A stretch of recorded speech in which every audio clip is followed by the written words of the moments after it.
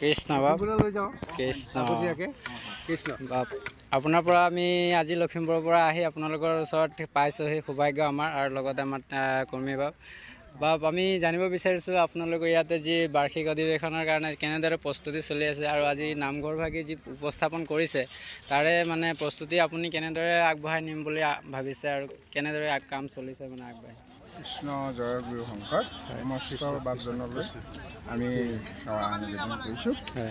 আগত আমাৰ চাওঁতে এই অধিৱেশনৰ দিন ওচৰ চাপি আহি আছে। কামৰ গতিটো মানে খৰতৰ হৈছে।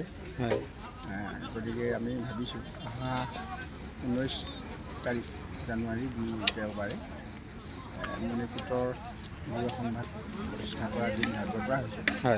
আজিহে তাকে সকলোৱে আহি লাগি আছেহি। কাম যথেষ্ট আছে যদিও